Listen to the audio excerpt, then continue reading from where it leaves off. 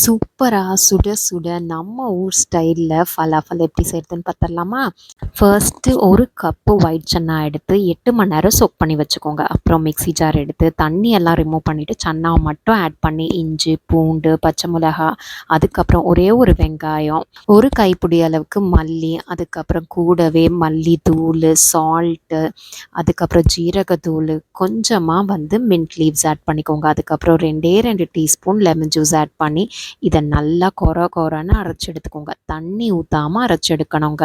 இப்போது ஒரு பவுலில் ட்ரான்ஸ்ஃபர் பண்ணிவிட்டு தேவையான அளவு சால்ட் ஆட் பண்ணிக்கோங்க. ஆட் பண்ணி நல்லா மிக்ஸ் பண்ணி விட்டுட்டு குட்டி குட்டி பால்ஸாக இந்த மாதிரி உருட்டி எடுத்துக்கோங்க. உருட்டும் போது கையை இந்த மாதிரி லூஸாக வச்சு உருட்டினீங்கன்னா சூப்பராக ரெடி ஆகிடும். உருட்டினதுக்கப்புறமா 10 நிமிஷம் ஃப்ரிட்ஜில் வச்சுட்டு அதுக்கப்புறம் எண்ணெயில் ஃப்ரை பண்ணுங்கள். ஃபர்ஸ்ட்டு ஒரே ஒரு பாலை எண்ணெயில் பொரிச்சு பாருங்கள். அது பிரியாமல் வந்துட்டால் நமக்கு பெரிய சக்ஸஸ் தான். பிரியாமல் வந்தால் அடுத்தடுத்த பாலில் எண்ணெயில் ஆட் பண்ணிவிட்டு பொரிச்சுக்கோங்க. மீடியம் ஃப்ளேமில் வச்சு லைட்டாக இந்த மாதிரி தள்ளி விட்டு பொரிங்க. 50% கலர் மாறினதுக்கு அப்புறமா நீங்கள் ரஃப்பாக இதை பொரிச்சிடலாம். லைக் மீடியம் ஃப்ளேமில் மட்டும்தாங்க வச்சு பொரிக்கணும். ஏன்னா குக்கிங் டைம் மட்டும் கொஞ்சம் ஜாஸ்தியாக இருக்கும். ஸோ ஓரளவுக்கு பொரிஞ்சதுக்கு அப்புறமா அழகாக நீங்கள் டிஷ்யூவில் ட்ரான்ஸ்ஃபர் பண்ணிங்க. எண்ணெயும் ரொம்ப இழுக்காதுங்க, சூப்பராக இருக்கும்.